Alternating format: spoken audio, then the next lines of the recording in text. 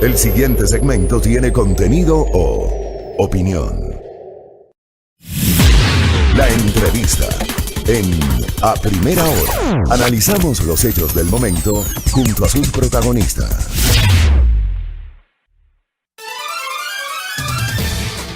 Muy bien, 8 de la mañana con 9 minutos. A los añísimos voy a tener oportunidad de dialogar con Karina Vance, exministra de Salud, que nos atiende ahora mismo por este mecanismo virtual, ¿no? Que nos ha obligado a reinventarnos a todos los medios de comunicación, fruto justamente primero del aislamiento y luego del distanciamiento social. Pero aquí estamos para seguir informando, para seguir comentando y para seguir entrevistando. ¿Cómo le va, doctora? Bienvenida, buenos días, qué gusto. Buenos días, Fabricio. Un gusto también poder acompañarles en esta mañana. Muchas gracias por esta invitación y pues en medio de una situación tan crítica que atraviesa el país. Gracias. Justamente en medio de esa situación tan crítica, a mí al menos me ha sorprendido, yo insisto, yo puedo estar equivocado, es apenas una visión de quienes habla, pero a mí me ha sorprendido la postura del señor ministro de Salud, Juan Carlos Ceballos, quien señala que hoy el Ecuador es un país referente del manejo de la pandemia en América Latina. Digo, me ha sorprendido porque más allá de la fría estadística hay una realidad que estamos viviendo en el Ecuador. Usted, ¿cuál es su opinión sobre esta visión del ministro de Salud respecto del papel que ha desempeñado el Estado ecuatoriano en el control de la pandemia del COVID-19? Fabricio, nada más lejos de la realidad, eso nos queda claro a todos los ecuatorianos, a todas las ecuatorianas. Nosotros en este momento tenemos más de 26,000 casos de muertes en exceso, ¿no? Que realmente es uno de los pocos indicadores en los que en este momento podemos confiar, porque el número de pruebas diagnósticas que ha realizado el gobierno, realmente es una de las tasas más bajas en el mundo. Es decir, no estamos realizando suficientes pruebas, por ende, obviamente, no estamos detectando el número de casos que en realidad tenemos como país. Se han realizado, según los datos del Ministerio de Salud Pública, 230,000 pruebas. Recordemos que hace 5 meses nos decían que iban a traer 2 millones de pruebas, que iban a hacer una serie de cosas, pues, de implementar estrategias para responder a la pandemia que simplemente no lo han hecho. Pero además tenemos reportes no solo de que hay falta de pruebas, sino de que hasta tenemos casos que nos dicen pues los profesionales de la salud de pruebas que salen positivas y que no se están reportando, que no se incluyen, que porque las pruebas han sido donadas, que por cualquier cosa. Entonces tenemos una subestimación muy grande de casos. Por eso es tan importante ver el número de muertes en exceso que tiene el país. Es decir, comparando con años anteriores, el número de muertes que uno podría proyectar para este año, nosotros ya superamos en 26,000 muertes de lo que comparando con años anteriores. ¿Cuál es la situación ahora en el país?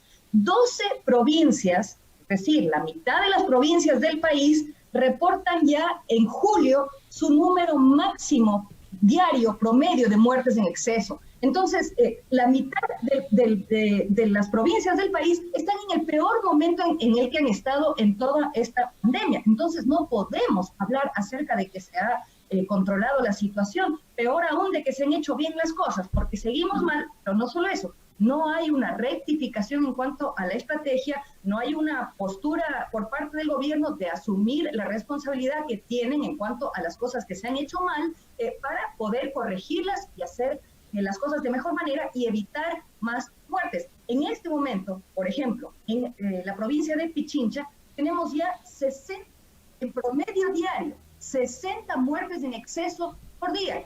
Entonces, pensemos en lo que equivale a eso. ¿Cómo puede un ministro de Salud decir que eso es normal? Porque si bien otros países están atravesando esta misma pandemia, el nivel de muertes en exceso que presentan otros países no tiene nada que ver con el Ecuador. El Ecuador tiene de los índices más altos en el mundo. Entonces, tomar una postura de que se han hecho bien las cosas, porque en este momento no estamos tan mal como en abril, cuando Guayas, cuando Santa Elena, El Oro, otras provincias tuvieron una situación tan compleja, perdón, pero no se puede hacer eso, porque Guayas en abril, Santa Elena, tuvieron de las peores situaciones en el mundo.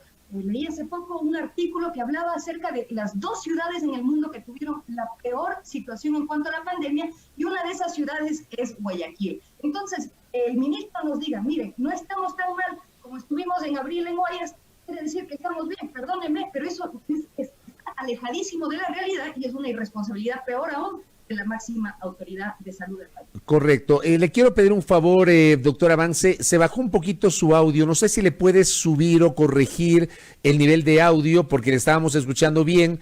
Se bajó un poquito, o sea, sí le seguíamos escuchando, pero se bajó un poquito. Si tal vez se podemos subir un poquito el audio para conversar con la exministra Karina Vance para continuar con este diálogo. Decía la exministra y hablaba justamente de lo que pasó entre la última semana de marzo y todo el mes de abril en la provincia del Guayas y particularmente Guayaquil. Desde el jueves pasado, Quito superó a Guayaquil en el número de contagios, no así en el número de fallecidos. Hay especialistas que dicen hay que tomar en cuenta el número de fallecidos. Quito ni de lejos va a llegar a esa cifra espeluznante de 1,600 y pico fallecidos oficiales confirmados por COVID-19 que consta en estadística oficial. Pero podemos decir que en este momento... Sobre esto hubo una discusión la semana anterior, sobre todo a nivel virtual. ¿Podemos decir que en este momento Quito es el nuevo epicentro de la pandemia del COVID-19 o es exagerado decirlo, doctora Karina Vance? No, claramente Quito en este momento es el epicentro de la pandemia, de la crisis que atravesamos en el país. Pero eso no quiere decir que esté atravesando una situación como la que atravesó Guayas en abril. Si bien las cifras oficiales de muertes en el Guayas puedan ser de 1,600 o alrededor de ese número, el número de muertes en exceso de la provincia del Guayas es de casi 15,000. Entonces, esperemos que evidentemente que Quito no llegue a una situación como la que atravesó Guayas. Fue al inicio de la pandemia, fue en abril, no tenían suficientes pruebas diagnósticas, evidentemente ahora tampoco las tienen, pero no podemos descartar que la situación en Quito empeore. En efecto, en estos últimos días, con cada día que pasa, sube el promedio de muertes en exceso diario. Entonces, hemos ido, por ejemplo, en los últimos 7 días, hemos subido el promedio del mes a 60 muertes en exceso diarias en la provincia de Pichincha. De hace 7 días teníamos 48. Es decir, sigue subiendo el número de muertes en exceso. No así, o no se relaciona con esa cifra el número de muertes confirmadas por COVID. Tampoco se relaciona con esa cifra el número de casos confirmados. Es evidente que en la provincia de Pichincha no se ha alcanzado el número de casos que tuvo la provincia del Guayas. Puede que en los casos confirmados lo supere, pero en la realidad es imposible. Lo que sucede es que se han realizado más pruebas en la provincia de Pichincha y por ende hay más casos positivos. Pero la situación en Guayas sin duda fue peor. Ahora hay que implementar una estrategia agresiva para poder controlar la situación en Pichincha, donde evidentemente hay una situación de contagios de transmisión comunitaria que requiere una acción contundente por parte del Estado ecuatoriano. Y repito, no es solamente la provincia de Pichincha, lo que está sucediendo en provincias amazónicas, lo que vemos ahora en Tungurahua, en Azuay, en Carchi, en 12 provincias en el país. Hoy estamos en la peor situación en la que hemos estado en todo el año. Entonces, el ministro de Salud piense que con esa situación descontrolada en la mitad de las provincias del país, se considera que el gobierno ecuatoriano ha tenido una actuación ejemplar para el resto del mundo, perdóneme, pero está viviendo en un universo paralelo o nos está mintiendo descaradamente para ocultar la realidad que atraviesa el país. Ahora, hay provincias o hay cantones en realidad, porque viene a ser una potestad de los comités de operaciones de emergencia de cada cantón tomar decisiones respecto del semáforo. Hay cantones que pasaron al amarillo, luego regresaron al rojo y ahora mismo volvieron al amarillo. Hay cantones que han pedido que en el contexto del semáforo amarillo el COE nacional autorice la radicalización de ciertas restricciones, como por ejemplo la modificación del horario de inicio del toque de queda, la implementación de la prohibición para el consumo de bebidas alcohólicas como la ley seca. Hay también sectores como la prefecta de la provincia de Pichincha que ha planteado públicamente, conjuntamente con los alcaldes de 7 de los 8 cantones de la provincia de Pichincha, que se disponga al menos 15 días de confinamiento absoluto para bajar el número de contagios.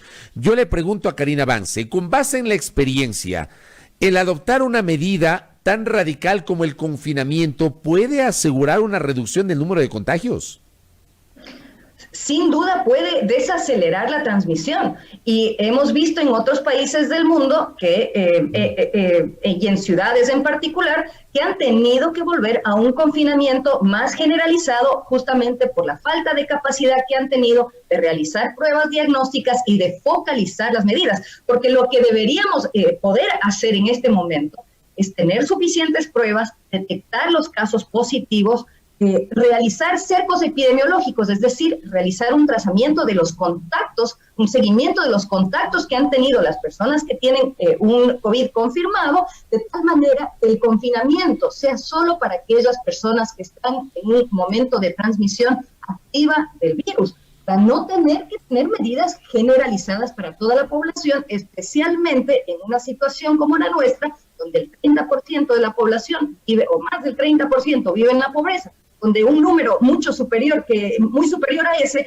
tiene que trabajar del día a día para poder comer, ¿no? Ayer tuvimos estimaciones por parte de las Naciones Unidas, vamos a llegar al punto de tener hasta 10,000 niños fallecen, no por COVID, sino por hambre, diariamente, por la situación que se ha generado en el contexto de la pandemia. Entonces, no podemos simplemente, no puede el gobierno simplemente decir, es responsabilidad de la comunidad, enfatizar, claro, las fiestas, ese tipo de cosas, no tienen sentido y ahí tenemos que tener una corresponsabilidad por parte de la ciudadanía, pero no pueden esperar que las personas se mantengan en sus hogares si es que no tienen una alternativa en cuanto a un ingreso para poder comer. Si es que lográramos llegar a focalizar las medidas, sí que podríamos, por un lado, tener confinamiento específicamente para aquellas personas COVID positivas confirmadas y sus contactos cercanos, ¿no?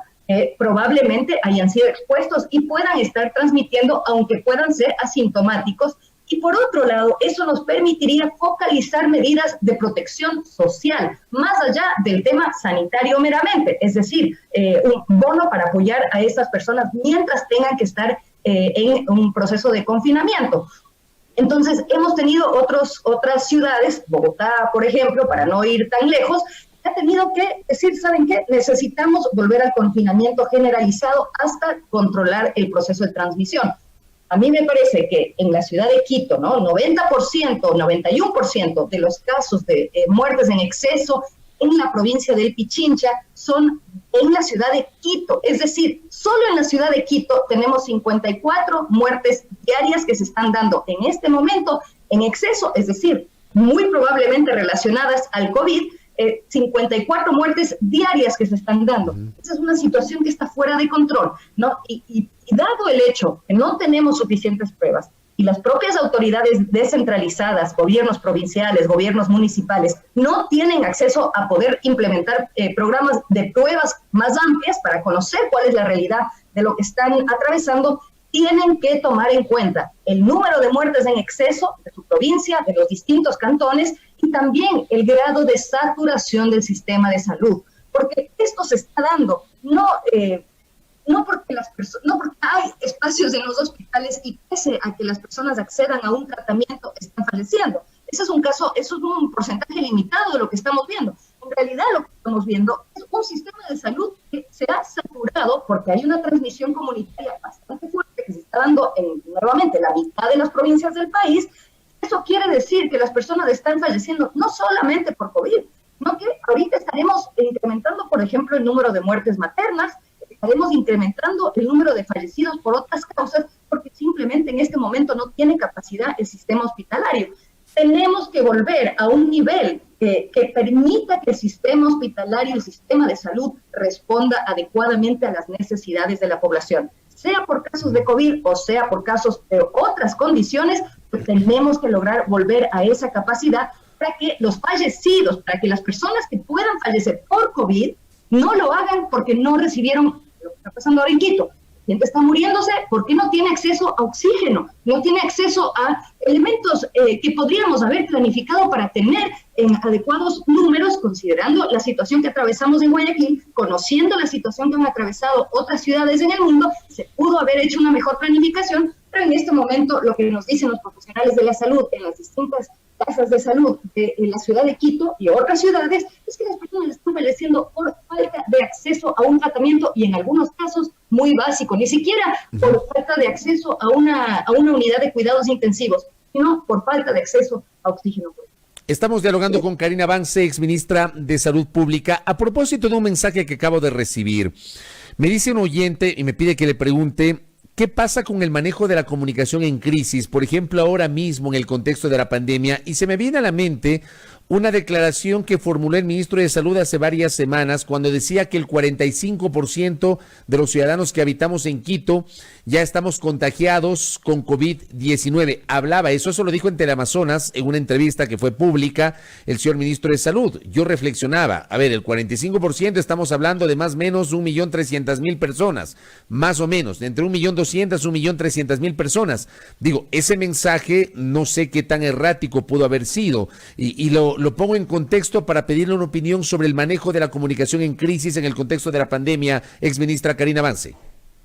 Mire, Fabricio, cuando nombraron al ministro hace algunos meses, yo tuve la esperanza de que una experiencia, una trayectoria en el campo académico, como una persona que ha trabajado entendiendo la evidencia científica, la importancia de la evidencia, me parecía que era algo positivo y tenía la esperanza de que pueda ser una persona franca con el pueblo ecuatoriano y que pueda transparentar lo que estaba sucediendo.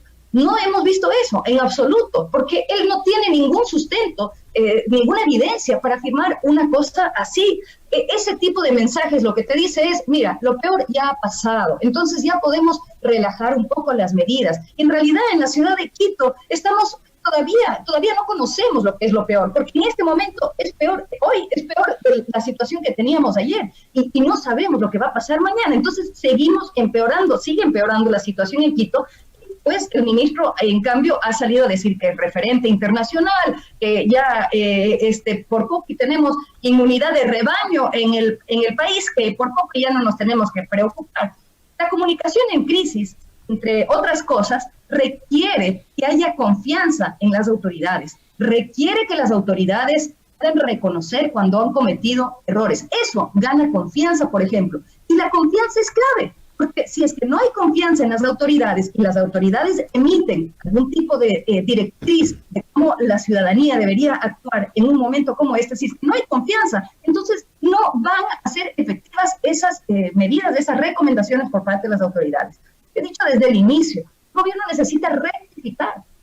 Claro que esta pandemia nos cogió, nos pilló en un momento terrible pues de la historia ecuatoriana, cuando estaban desfinanciando el sistema de salud, estaban desvinculando profesionales de la salud, es decir, ya estaba debilitado el sistema, se está debilitando y está en un proceso franco de debilitamiento el sistema de salud como parte de este proceso que tiene el Estado ecuatoriano, el gobierno ecuatoriano, del contrato que tiene con el Fondo Monetario Internacional, por ejemplo, de achicar el Estado a su mínima expresión porque consideran que el mercado va a resolver las cosas.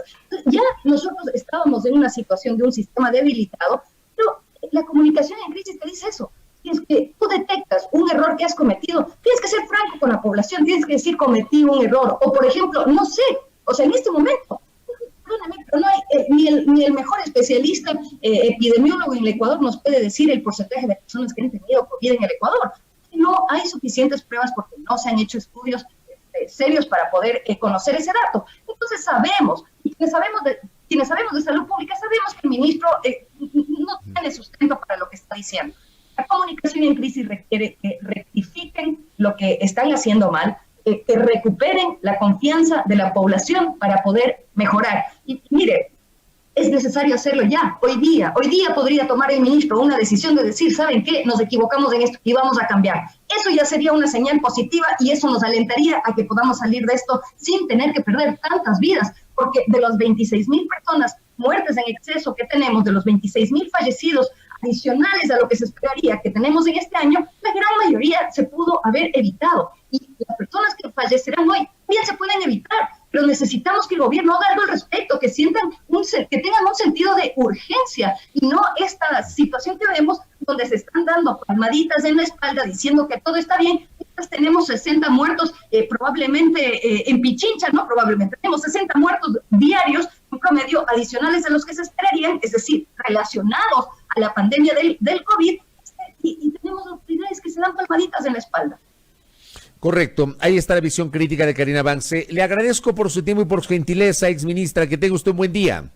Gracias, Fabricio, muchas gracias por la invitación, un buen día. Gracias, muy amable. Karina Vance, exministra de Salud Pública, conversando aquí en A Primera Hora sobre la situación epidemiológica en el Ecuador, una visión crítica sobre el estado de cosas, sobre el manejo epidemiológico, sobre la actitud del Ministerio de Salud, sobre la manera como se han generado mensajes comunicacionales muy errados, también sobre la corresponsabilidad de la ciudadanía, el relajamiento y la indisciplina por parte de muchos, temas que realmente invitan a la preocupación y a la reflexión.